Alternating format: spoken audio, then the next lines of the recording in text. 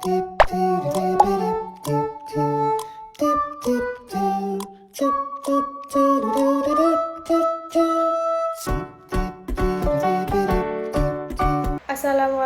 warahmatullahi wabarakatuh.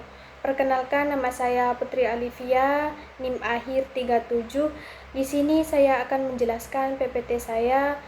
Untuk slide pertama, menjelaskan konteks strategis dari studi kasus Shopee Indonesia dipilih karena Indonesia merupakan pasar terbesar dan paling menentukan bagi kinerja global Shopee.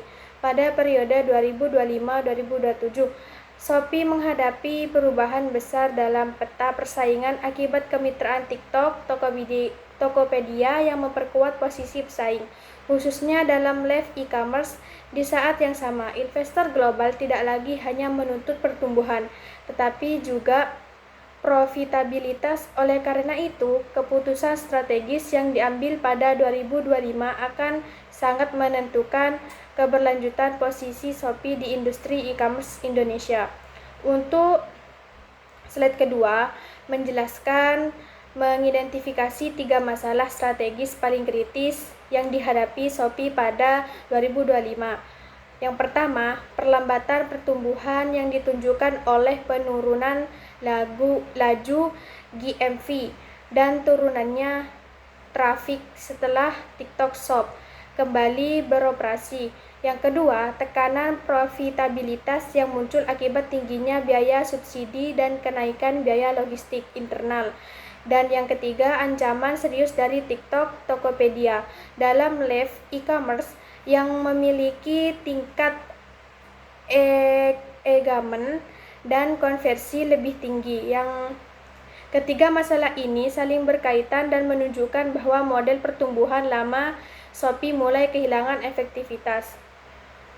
Dan untuk slide ketiga, menjelaskan perubahan strategis bauran pemasaran Shopee sebagai respon terhadap tantangan yang ada. Dari sisi produk, Shopee perlu memperkuat Shopee Mall dan meningkatkan kualitas layanan, sekaligus mengembangkan Shopee Live berbasis kreator profesional.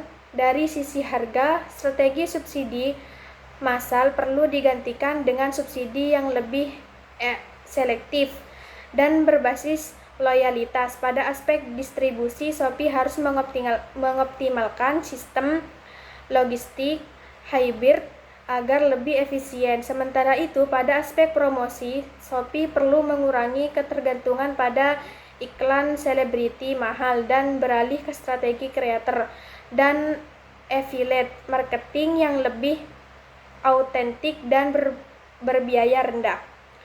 Dan untuk slide keempat, memaparkan dampak strategi baru terhadap 3 segmen konsumen utama. Bagi mass market, Shopee tetap menjaga harga kompetitif sehingga volume transaksi relatif stabil. Bagi UMKM dan seller lokal, peningkatan kualitas ekosistem dan pengurangan perang harga akan meningkatkan kepercayaan serta keberlanjutan bisnis mereka. Sementara itu, bagi segmen menengah ke atas, strategi ini memperbaiki persepsi Shopee sebagai platform yang lebih terpercaya sehingga berpotensi meningkatkan lebih transaksi per pembelian. Untuk slide kelima, membandingkan 2 skenario strategis yang dapat diambil Shopee. Skenario pertama adalah fokus pada profitabilitas dengan mengurangi subsidi dan meningkatkan efisiensi yang menghasilkan pertumbuhan moderat namun berkelanjutan. Skenario kedua adalah kembali ke strategi bakar uang yang dapat meningkatkan GMV secara cepat tetapi beresiko menimbulkan kerugian besar dan tekanan investor. Berdasarkan analisis risiko dan manfaat, pilihan yang paling rasional adalah skenario pertama, yaitu selective growth yang menyeimbangkan pertumbuhan dan profitabilitas. Untuk slide ke-6, menjelaskan strategi utama direkomendasikan untuk Shopee pada periode 2025 sampai 2027. Shopee sebaiknya memposisikan diri sebagai platform mass market yang terpercaya dan efisien. Diferensiasi utama Shopee terletak pada kekuatan ekosistem yang terintegrasi, pemanfaatan teknologi dan data, serta pengembangan creator-driven e-commerce. Dari sisi operasional, fokus utama adalah peningkatan efisiensi logistik dan penerapan subsidi berbasis data agar sumber daya perusahaan digunakan secara optimal. Untuk slide ke-7 dan yang terakhir, menjelaskan tahapan implementasi strategi secara bertahap.